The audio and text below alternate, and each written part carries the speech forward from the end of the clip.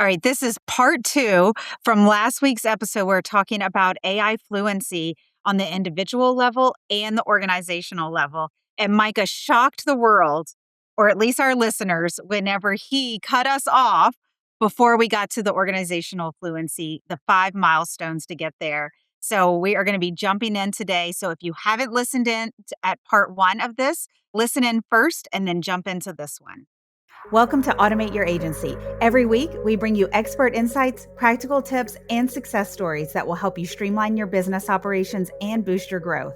Let's get started on your journey to more efficient and scalable operations.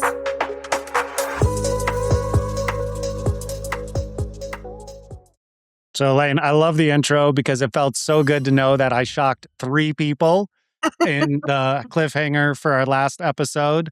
But yeah, so in this week's episode, we're going to pick up right where we left off, organizational track of milestones. Like Alane said, if you didn't listen to last week's episode, check that out first. We introduced this whole concept of AI fluency. How do you track it? How do you measure it? And there's 2 tracks, the individual level and the organizational level. The individual level, we've identified 5 already. And you may listen to that and go, well, I want to add one or I want to switch it up. Go for it. They're your milestones. Mm-hmm. On the organizational level, there's 6. Ooh. Yeah, it's very dramatic. We've got to make this exciting somehow. I know. All right. Are we ready to jump in, Micah, or is there anything that you wanted to add before we do that? I think I've added enough. Yeah, me too.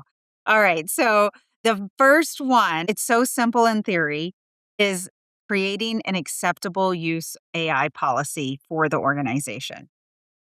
Yeah, and there's stats on this. Only 30% of companies that are using AI have actually achieved this milestone. I So thought this that was is, high. yeah, this is a real milestone though. I mean, there's still 2/3 that haven't even done this.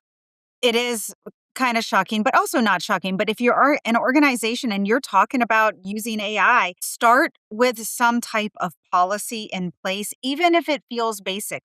What are the approved platforms? What can you put in and not put in? Are you encouraging? I mean, start putting this small stuff in there.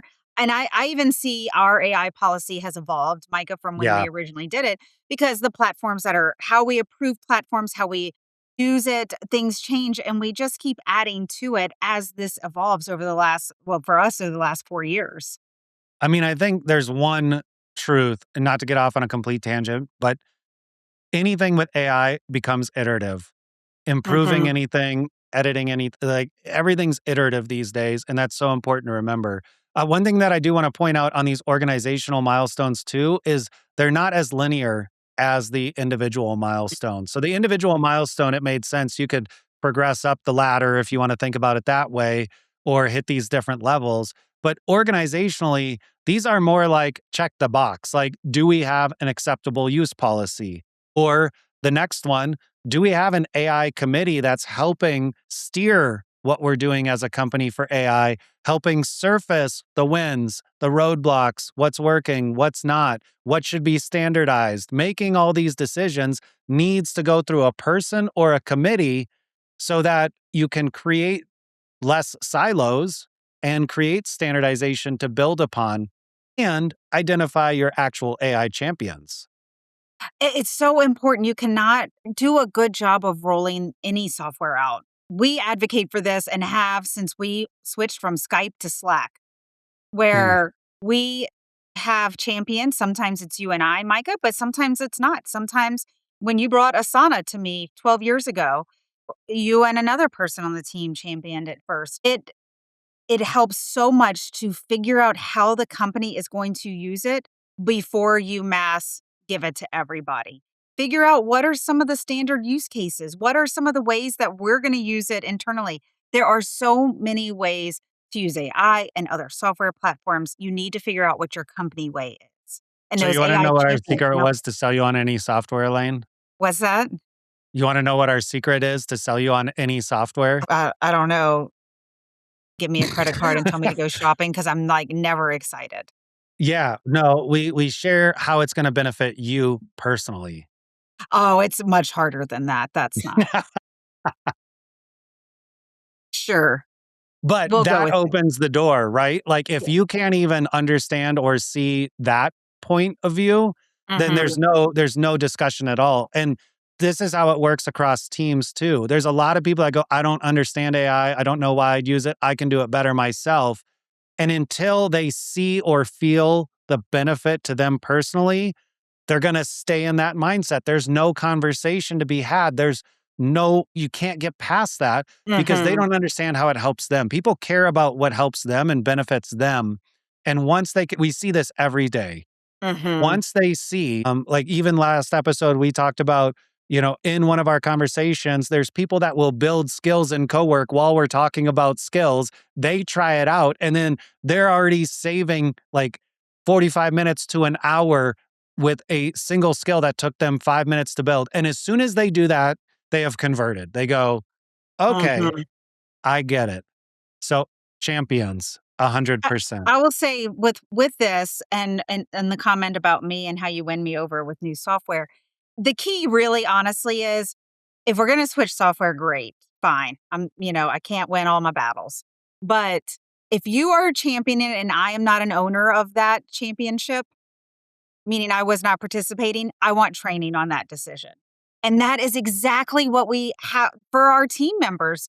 And I am Yep. a huge advocate for that, even internally, is if we're going to switch software, okay, fine. But we're going to train our team. If not, it is so painful because then you're reinventing the wheel with every single person. Their learning ability is different. And that's the expectation we're putting on them, and we're moving slow. So my frustration level gets dissolved when we do training if I'm not part of the champions that puts it in place. That's super accurate. Yeah. And it's really smart. All right. So the third one, again, not in any order, but the third milestone is being able to measure the AI fluency of your team. So this directly correlates to last episode. You Mhm. can measure it by tracking milestones. You identify the milestones. We gave you 5 ones that you could start out with, but you have to understand where your team is at individually, set a baseline, and go from there. Big Mhm. milestone on the organization level. It definitely is, and with these, we're talking about them unrelated to each other, like you're saying, like, it's not a linear process, but they do feed into each other. Yeah. Your AI champions are gonna help with measuring the AI fluency, it's gonna help you develop your AI policy, and each AI champion is gonna be on their own individual track. Yep. Absolutely. All right. You want to take the fourth one? Sharing systems. This is how do we actually share what's working? If I create a skill, how do we create as an organization the ability for me to feel safe to go, hey, AI committee, check out this skill that I created. I think this would work for all account managers, or I think this would work for our entire marketing team, or I think this could be something that would apply company wide. If you don't have the ability to have your team share wins and losses, I then I you talk about don't, this a lot yeah, because you can't work in silos, exactly. and Exactly.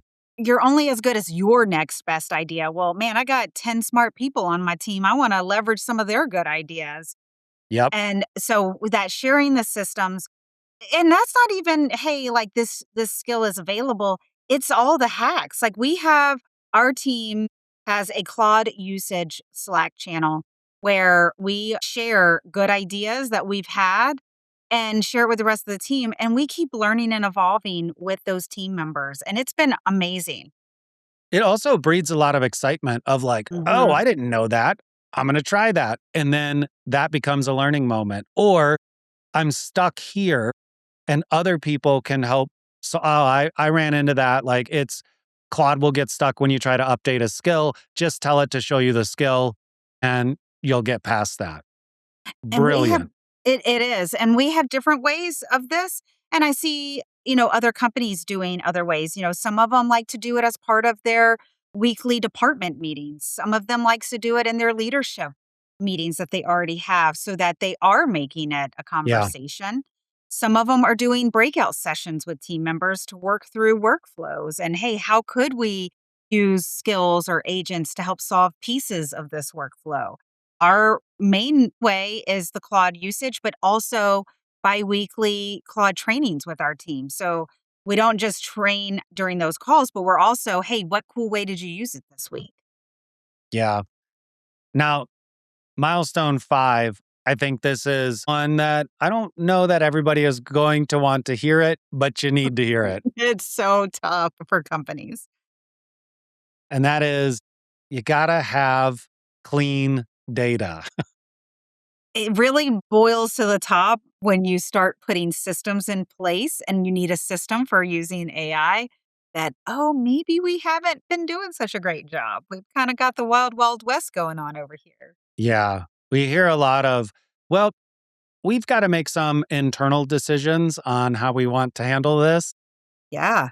Maybe there needs to be a centralized database or folder, like a Knowledge Dropbox store. or Yeah. your Yeah. drive or something like that. Yeah, and naming conventions need to be Mhm. important. And a lot of people were hoping that AI could help them solve this. And while it can support in the ability to get to clean data, it still is you need clean data sources. And that is a huge milestone to become successful with AI.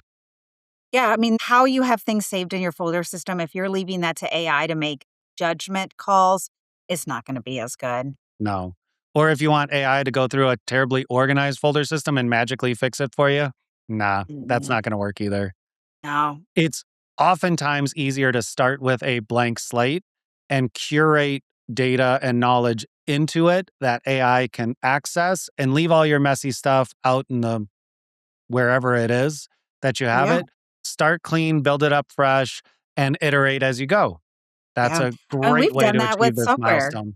I Yep. think about when we moved from Basecamp to Asana, we just started new and kept an account for a while and just moved stuff over as we needed, and man, it was so much less of a headache.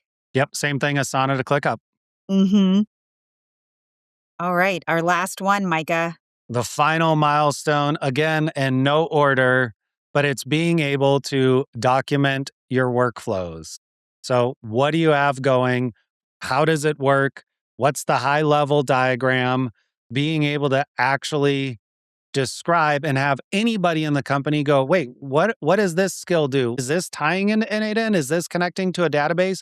Being able to read one document and without any technical knowledge or any background, understand what it does. It's It much harder than it sounds. it saves your butt, though, I'll tell you that. Yeah, it does. Because Yeah. when you're wondering when you're a user especially and you're like, "Hey, why didn't this automation run?" If you don't have any documentation, the only thing you can do is go have one of the builders go dig in for you and figure it out. And what if they're not at the company anymore? Yeah, well, then you've got another resource that's gotta dig in and figure it out. Man, Yep. by having that documentation for us, it's like, that's our first path. Okay, why didn't it fire? Well, that step was actually supposed to be a manual step because we want the human in the loop. That's why it didn't fire and our team missed it. Okay, well, we didn't even have to bother anybody else because we looked at the documentation of the workflow. Now, if you have individuals that have hit certain milestones, this is one of the things that we actually just covered in a recent cohort.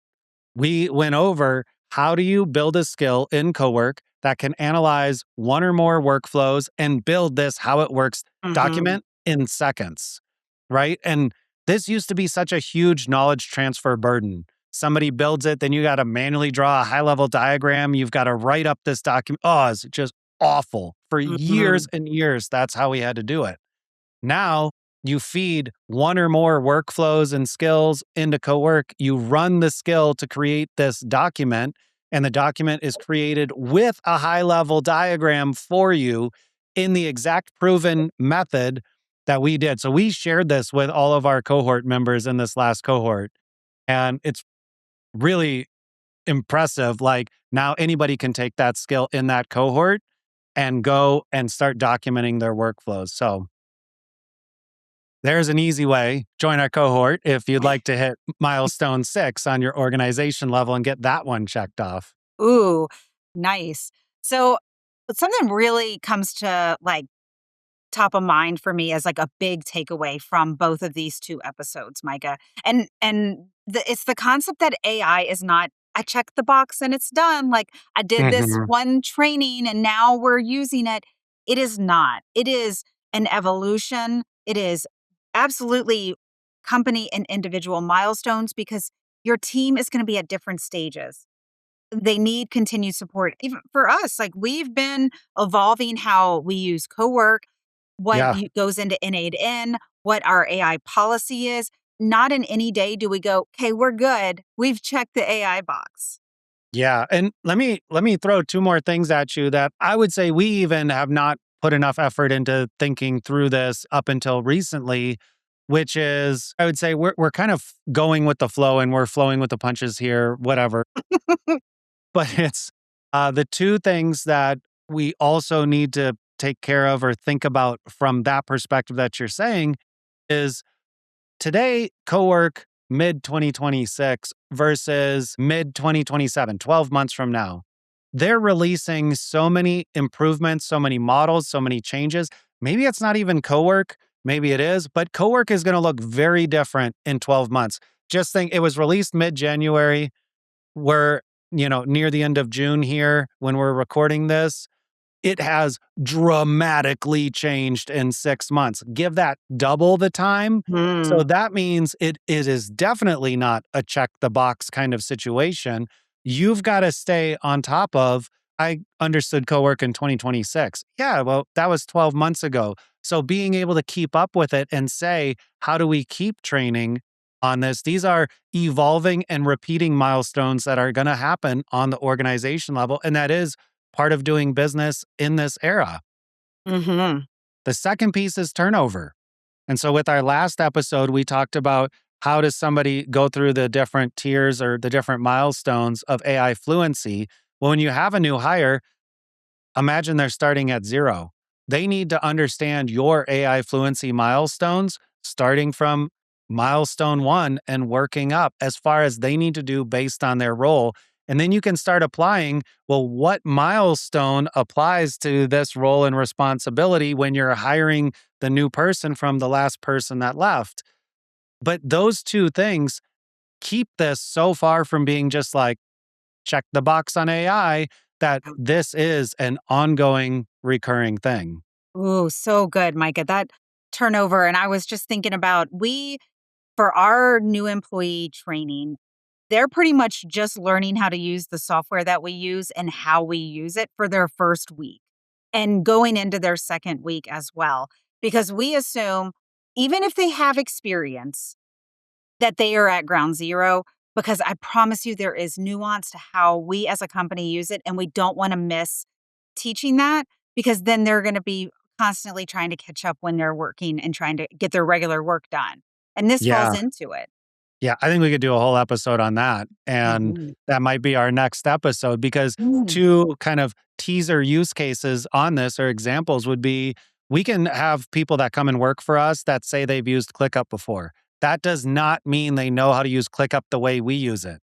We No. can I mean, that pretty interview much and means have they've have an account. Yeah, exactly.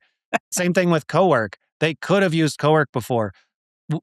We're using skills in a specific way. We have specific skills. They need to know how we use this software and tool as a company, not Mhm. just, can you use it? Okay, cool. You're good. Yeah, We spend a lot of time on that. we do, and I'm gonna just keep my mouth shut because maybe we do another episode, and I don't wanna give away all the fun things in this episode, so we're gonna take a note on that. All right, let's do a final recap of the 6 milestones that we've identified on the org level. Do you want to go Okay. through them? No, you go for it. All right. All right. Making you do So some work. finally, get some spotlight around here. All right. The first one in no order is having an acceptable use policy for AI. Second one is having an AI committee and AI champions to help lead you through all of this. The third one is being able to actually measure your team's AI fluency. The fourth one is being able to create a system of sharing what works, what doesn't, wins, losses, roadblocks. The fifth one is having clean data to go into your AI and the systems that are being built and the skills that are being used and the connectors. And the sixth and final one is being able to document all the stuff that you're building. So fun. And Micah, you mentioned earlier the AI agent cohort that we have where we teach how to build agents in N8N. And I thought I would let our listeners know if anybody is interested in joining that cohort. Micah teaches it live. It is a 4-week course, and there's live teaching and education, and then another day with live office hours where he helps you troubleshoot and get through any roadblocks in creating your agents. And the next one starts July 20th.